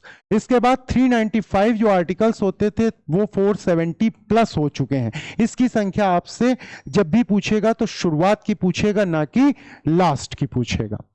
ठीक। इसके बाद एक और हमारे यहां फीचर में हमने क्या देखा कि हमने 3 लेवल पे गवर्नमेंट बनाई। कितनी? 3 लेवल। तो पहले तो 2 ही टीयर हुआ करते थे। पहला कौन सा होता था? सेंटर और स्टेट। Centre, state. लेकिन बाद में हमने 1992 में अमेंडमेंट के बाद क्या किया? 3rd टीयर लोकल गवर्नमेंट को भी इसमें ऐड कर दिया, कि जिससे कि डिसेंट्रलाइजेशन देखने को मिलता है। क्या देखने को मिलता है? डिसेंट्रलाइजेशन। पावर को शेयर ना करते अगर तो क्या हो सकता था? कॉन्फ्लिक्ट हो सकता था, जैसा अक्सर देखने को मिलता रहता है कुछ देशों में। जैसे श्रीलंका में क्या हुआ? सिविल वॉर तक की सिचुएशन आ गई। जब कभी आप अपनी माइनॉरिटीज को सप्रेस करने का प्रयास करेंगे तब क्या होगा? आपको कॉन्फ्लिक्ट दिखाई देगा। सप्रेस कैसे कर सकते? ऐसे कुछ नियम बना देना जिसमें क्या हो, केवल जो मेजॉरिटी में लोग हैं उन्हीं का बोलबाला हो जाए। तो इसीलिए पावर क्या करनी चाहिए? शेयर करनी चाहिए। यही फेडरलिज्म चैप्टर में आप पूरा पढ़ते हैं कि फेडरलिज्म में क्या होता है? Power share. और why power sharing? Power sharing क्यों जरूरी है? जिससे कि कॉन्फ्लिक्ट को कम किया जा सके। सब लोग, कोई अपने को मार्जिनलाइज्ड ना समझे, अलग ना समझे सबको। वैसे ही किसी को अधिकार दिया जाए और किसी को अधिकार ना दिया जाए तो कैसा हो जाएगा? गड़बड़ हो जाएगा। तो सबके लिए राइट्स किसके लिए लाए? सबके लिए लाए। ऐसे ही हमने यूनिवर्सल एडल्ट फ्रेंचाइज लेकर के आए। जब यूरोप में भी महिलाओं को वोटिंग का राइट नहीं हुआ करता था तब हमने क्या दिया? वोटिंग राइट दिया। ऐसी शानदार सोच के हमारे क्या थे? कॉन्स्टिट्यूएंट असेंबली के लोग जिन्होंने संविधान निर्माण का कार्य किया। संविधान यानी कॉन्स्टिट्यूशन का बेस्ट इंटरप्रेटर कौन है? Supreme court. हमने न्याय की व्यवस्था करी, सामाजिक आर्थिक, राजनीतिक, हर तरीके के इसकी न्याय को हमने सुनिश्चित किया। पॉलिटिकल इक्वलिटी को मेंटेन करने के लिए यूनिवर्सल एडल्ट फ्रेंचाइज, यानी कि एक व्यक्ति, एक वोट और एक ही वैल्यू। ये नहीं हो सकता कि हमारी वैल्यू वोट की अलग है और एक व्यक्ति ने वोट डाला तो उसकी 10,000। तो ये क्या दिखा रहा है? Political equality. ऐसे ही एक और बहुत बढ़िया डिसीजन हमारे संविधान निर्माताओं ने लिया कि कॉन्फ्लिक्ट को कम करने के लिए, वो क्या था? National language. तो नेशनल लैंग्वेज को लेकर के जबरदस्त बहस चल रही। धुलकर साहब उन्होंने कह दिया कि हिंदी को बनाया जाना चाहिए। शुरुआत में चाहा गया कि हिंदुस्तानी बने। हिंदुस्तानी क्या? यानी कि हिंदी और उर्दू का सम्मिलित रूप को बोलते थे हिंदुस्तानी। तो गांधी जी क्या चाहते थे? कि हिंदुस्तानी बने। फिर साउथ के लोग क्या चाहते थे? कि हिंदी नहीं हो सकती। क्यों नहीं हो सकती? ओनली 40% लोग ही क्या करते हैं? हिंदी बोलते हैं, 60% नहीं बोल सकते। तो ऐसे लोगों को कॉन्फ्लिक्ट को कम करने के लिए क्या करा गया? हमने नेशनल लैंग्वेज को चुना ही नहीं, हमने 2 ऑफिशियल लैंग्वेज बनाई। हमने क्या करी? 2 ऑफिशियल लैंग्वेज। कौन कौन सी? हिंदी और इंग्लिश। तो दोनों ऑफिशियल लैंग्वेज। शुरुआत में जब इंग्लिश को बनाया गया तो कितने? 15 साल के लिए। कितने साल के लिए? 15 साल। लेकिन बाद में देखा गया कि कॉन्फ्लिक्ट हो रहा है, फिर बहस हो रही, नहीं इसको अभी खत्म किया सकता। तो अभी तक क्या चल रहा है? 2 ऑफिशियल लैंग्वेज, एक हिंदी और एक इंग्लिश। बात समझिए, शुरुआत में क्या था? हिंदुस्तानी। हिंदुस्तानी क्या था? हिंदी प्लस उर्दू का रूप। महात्मा गांधी क्या चाहते थे? वो चाहते थे, साउथ इंडिया वाले क्या चाहते थे? विरोध, कि हिंदी नेशनल लैंग्वेज नहीं बनाई जा सकती। अब ऐसे में हमारे संविधान निर्माताओं ने क्या कर दिया? एक बीच का रास्ता निकाल करके ऑफिशियल लैंग्वेज दोनों को बना दिया। इसके बाद शेड्यूल्ड लैंग्वेजेस की संख्या कितनी है? शेड्यूल्ड लैंग्वेजेस की संख्या है 22।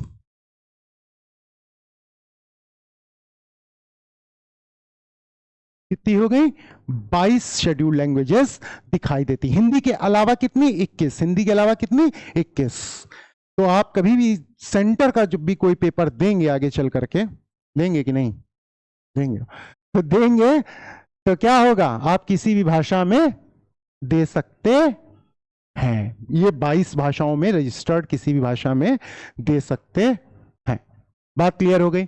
हमने अपने यहां, हमारे यहां कॉन्स्टिट्यूशन में एक और बहुत खास बात दिखी, सेपरेशन ऑफ पावर्स। हमने पावर, सबका जुरिस्डिक्शन अलग अलग रखा। सेंटर किस पे काम करेगा? यूनियन लिस्ट पे काम करेगा। स्टेट लिस्ट पर काम करेगा। सबके लिए, लोकल गवर्नमेंट के लिए भी 29 सब्जेक्ट्स बना दिए कि इन पर कानून कौन बनाओ? तुम लोग बना सकते हो छोटे मोटे कानून। सबको पावर दे दी, सबका जुरिस्डिक्शन अलग कर दिया। और जुरिस्डिक्शन अलग करने के बाद कोई किसी के मामले में इंटरफियर ना करे, इसके लिए क्या कर दिया? जुडिशरी बना दिया। डिस्ट्रिक्ट लेवल पर, स्टेट लेवल पर और पूरे इंडिया के लेवल पर, फेडरल यूनियन के लेवल पर सुप्रीम कोर्ट। तो बेस्ट इंटरप्रेटर कौन है? Supreme court. और सुप्रीम कोर्ट को बताया गया कि जब आपको समस्या आएगी या आप किसी उलझन में है कि क्या डिसीजन होना चाहिए, ऐसे में आपको किस तरफ देखना है? प्रियम्बल की तरफ देखना है। यानी कि ये बता रहा है कि प्रियम्बल कितना इंपॉर्टेंट डॉक्यूमेंट है। इसको आइडेंटिटी कार्ड ऑफ कॉन्स्टिट्यूशन कह रहे हैं। इतना इंपॉर्टेंट है कि जब आप असमंजस की स्थिति में हो तब प्रियम्बल की तरफ देखें। यानी कि देखने का मतलब ये नहीं कि ऐसे देख लिया, अच्छा लिखा है, सुंदर लिखा है। प्रेम बिहारी रायजादा जी ने लिखा था हमारा कॉन्स्टिट्यूशन, हिंदी में भी और इंग्लिश में भी, दोनों में। तो जब लिखा तो देख लिया ऐसा, ये नहीं। यानी कि इसमें भारत के जो फ्रीडम स्ट्रगल था, उसमें जिन लोगों ने योगदान दिया था, वो कैसा भारत चाहते थे, वो चीज को, उस भावना को, उस फीलिंग को समझना है। उस फीलिंग को समझते हुए अपना वर्डिक्ट लिखिए। ऐसा ना हो जाए कि आप कोई गलत डिसीजन दे जाएं। कभी कभी हो सकता है फैक्ट्स किसी एक पक्ष में हो, लेकिन हमको फीलिंग का भी ध्यान रखना है। और ऐसे में अब जैसे कि अब आपको ये क्लास इतनी बोरिंग लग रही है और क्या बता रहे हो, दिमाग में आ रहा हो, तो जाने कि ये हमारी फंडामेंटल ड्यूटीज में भी लिखा गया है कि हम अपने कॉन्स्टिट्यूशन का आदर करें और कॉन्स्टिट्यूशन बनाने वाले लोग, उनके प्रति सम्मान रखें। क्योंकि आज जो आपका देश विश्व गुरु बनने की दिशा में चल रहा है, इतना, इसका सपना उस कॉन्स्टिट्यूएंट असेंबली के लोगों ने ही देखा था। तो हम आज के दिन को केवल कॉन्स्टिट्यूशन डे है ये याद करके कि परीक्षा में पूछा जाएगा, केवल ये नहीं, ये भी मानते हुए कि हम एक जिम्मेदार नागरिक बने। हम भी आगे जो लोग कॉन्स्टिट्यूशन को कुछ नहीं समझते, अबे लिखा हुई है कूड़ा यहीं फेंकेंगे, ये वाला जो सीन है इसको बदलें। अपनी पॉलिटिकल समझ, हिस्ट्री को बढ़ाएं, जिससे कि हम ये तो जान पाए कि कौन सी सरकार हमारे लिए क्या कर रही है। कॉन्स्टिट्यूशन को समझें, उसके अनुरूप चलें, आदर करें, सम्मान करें। केवल कॉन्स्टिट्यूशन से, वो बुक को रट लेने से हमारे 15 क्वेश्चन सही हो जाएंगे या 100 में 100 नंबर आ जाएंगे, इसके लिए ही ना पढ़ा जाए। हमारी एक समझ भी होनी चाहिए। जैसे हो सकता है कि किसी किसी को लग रहा हो कि 2-4 क्वेश्चन सर जी हमारे सिलेबस के बाहर के थे, लग सकता है, लेकिन ये जनरल एक, कभी भी कोई आप 4 जगह पे बैठे हैं और पूछ दिया किसी ने, अब यार ये तो नहीं पता, ऐसे ना हमारा हाल हो जाए, मुंह डब्बा ऐसा खुला खुला ही है। अच्छा पूछ दिया है ऑफिशियल लैंग्वेज कितनी मालूम नहीं, क्यों? क्योंकि हमारी बुक में नहीं लिखा। तो हमको इतनी हल्की फुल्की नॉलेज, सामान्य ज्ञान रहना चाहिए, और केवल बुकिश नॉलेज से हम सफलता नहीं प्राप्त कर सकते, केवल और केवल नंबर प्राप्त कर सकते हैं। तो एक बहुत 2 साल 11 महीने 18 दिन की समय लगने के बाद जो लोग जेल में रहे हमारे लिए, कई लोग वो इतने पढ़े लिखे 60-60 देश का कानून पढ़ने वाले लोग, ऐसे लोगों ने हमारे लिए कॉन्स्टिट्यूशन लिखा है। इसके लिए सम्मान बना कर रखें, और हमारे लिए भी सम्मान बना के रखें, जो आजकल लगातार कम होता जा रहा है। ये बात बड़ा चिंता का विषय थी। कल हम 1-2 लोगों से डिस्कस किया था, आपसे भी करना है। जिसको आप बहुत बड़ा टीचर समझ रहे हैं, बहुत ध्यान समझें, यो भाई कार से उतर रहा थारा भाई, 8 बॉडीगार्ड, ये कैसा कल्चर है कि टीचर से स्टूडेंट पूछ ही नहीं पा रहा है, उसको sir sir sir sir sir sir ऐसे कर रहा है कि एक सेल्फी मिल जाए सर के साथ। और इस कल्चर को हम सोच रहे हैं कि बहुत तगड़ा है, बहुत बड़ा टीचर है ये। नहीं, हमको अपनी सोच बदलनी होगी कि टीचर और गुरु का शिष्य का रिश्ता ऐसा होता था अपने यहाँ पूर्व काल में कि बच्चे को छोड़ दिया जाता था गुरुकुल में। पढ़ा होगा ना, अर्जुन, युधिष्ठिर, फलाने ढिमका, सब गुरुकुल में ही रहते। 18 साल तक माँ बाप का कोई राइट नहीं होता था बच्चे पर, चाहे जितना पीट दिया जाए, चाहे कुछ कर दिया जाए, तब लोग अर्जुन बनते थे। इसीलिए तो अब अर्जुन नहीं बन रहे हैं। हम ये कहां से आ गया, है ना? बात को समझिए कि जब आप अपने रिस्पेक्ट ही नहीं रखेंगे टीचर के लिए, तो टीचर का कहां से मन करेगा कि आपको ज्ञान दिया जाए। हम कॉन्स्टिट्यूशन का ही रिस्पेक्ट, हम झंडे का रिस्पेक्ट नहीं करते, हम खड़े नहीं होते हैं, राष्ट्रगान बजता रहता है, हम उठेंगे। अरे हो क्या, पता ही नहीं चल रहा है कि हो क्या, प्राइम मिनिस्टर, प्रेसिडेंट। तो बात को समझो, ये कल्चर जिससे हम प्रभावित हो रहे हैं, ये दूरी बना रहा है। टीचर को स्टूडेंट का नाम नहीं मालूम। अब क्लास में बैठे अगर बच्चे का नाम नहीं मालूम, तो टीचर ने उस पर क्या मेहनत करी है। और हम सोच रहे हैं कि यही सबसे बड़ा टीचर है। तो इस चीज को आप समझें। ऑनलाइन ठीक है, आपका कुछ मदद हो जाता है तो ठीक बात है, लेकिन क्लास ऐसा होना चाहिए, लिमिटेड बच्चे और एक दूसरे के साथ इंटरेक्शन।